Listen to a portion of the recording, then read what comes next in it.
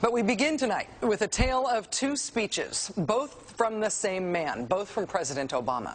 One speech that could have been billed as a ballad to the Constitution, a proclamation of American values, a repudiation of the lawless behavior of the last presidential administration, and another speech announcing a radical new claim of presidential power that is not afforded by the Constitution and that has never been attempted in American history, even by George W. Bush and Dick Cheney.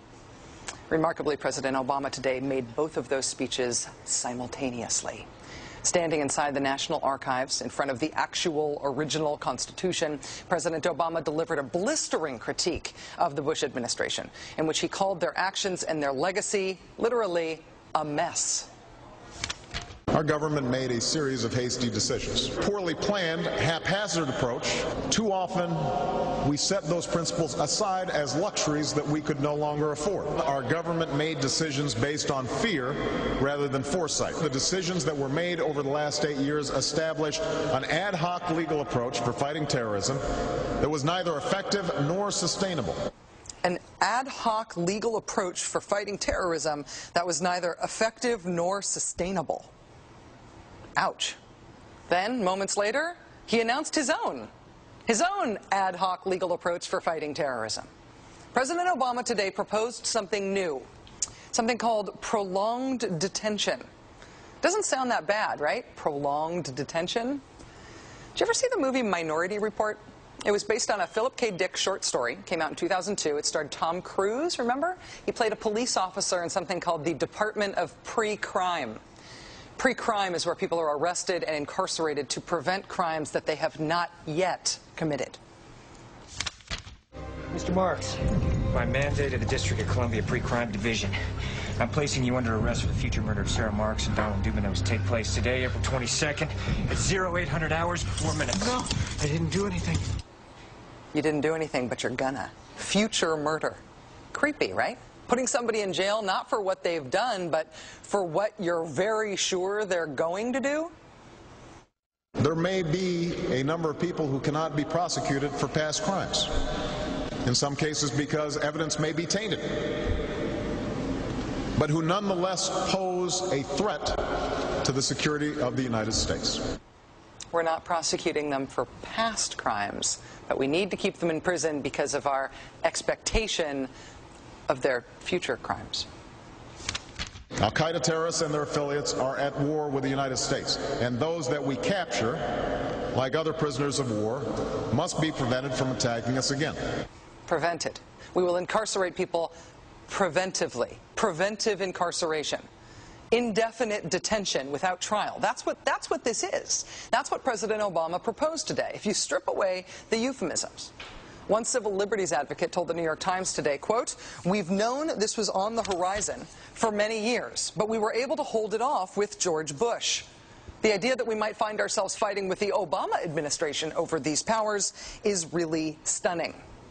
And it is stunning, particularly to hear President Obama claim the power to keep people in prison indefinitely with no charges against them, no conviction, no sentence, just imprisonment. It's particularly stunning to hear him make that claim in the middle of a speech that was all about the rule of law. But we must do so with an abiding confidence in the rule of law. Our government was defending positions that undermine the rule of law to ensure that they are in line with the rule of law. How can a president speak the kind of poetry that President Obama does about the rule of law and call for the power to indefinitely, preventively imprison people because they might commit crimes in the future? How can those two things coexist in the same man, even in the same speech? Well, that brings us to the self-consciously awkward, embarrassing part of this speech today.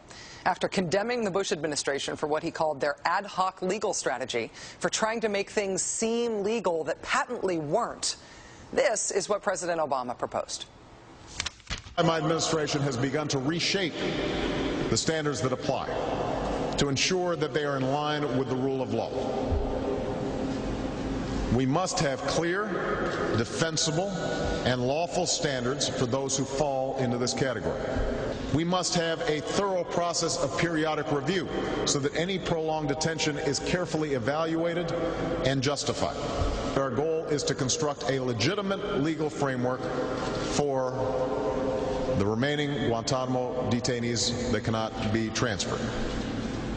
Our goal is not to avoid a legitimate legal framework. In our constitutional system, prolonged detention should not be the decision of any one man. If and when we determine that the United States must hold individuals to keep them from carrying out an act of war, we will do so within a system that involves judicial and congressional oversight.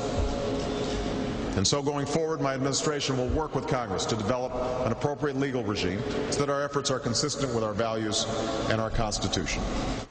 You'll construct a legal regime to make indefinite detention legal. You will, what does he say? Develop an appropriate legal regime. So you can construct a whole new system outside the courts, even outside the military commissions, so that you can indefinitely imprison people without charges. And you'll build that system from scratch. What's that somebody said about ad hoc legal strategies? Just for context here, in the United Kingdom, where there isn't even a Bill of Rights, there's been a major debate about whether people can be held in preventive detention. Former British Prime Minister Tony Blair wanted 3 months to be the outer limit for how long anyone could be held. There was a big political fight about it. Parliament ended up limiting that power to 28 days. 28 days is still the longest period of preventive detention that's allowed under law in any comparable democracy anywhere in the world. How long would President Obama's proposed preventive indefinite detention last? Well, he's not saying yet, but here's how he defines the threat that he says makes indefinite detention necessary. Right now, in distant training camps and in crowded cities, there are people plotting to take American lives. That will be the case a year from now, 5 years from now, and in all probability 10 years from now. 10 years from now. So you could get arrested today and locked up without a trial, without being convicted, without being sentenced for, say, 10 years until the threat of your future criminal behavior passes. Prolonged detention, he's calling it. This was a beautiful speech from President Obama today with patriotic, moving, even poetic language about the rule of law and the Constitution, and one of the most radical proposals for defying the Constitution that we have ever heard made to the American people.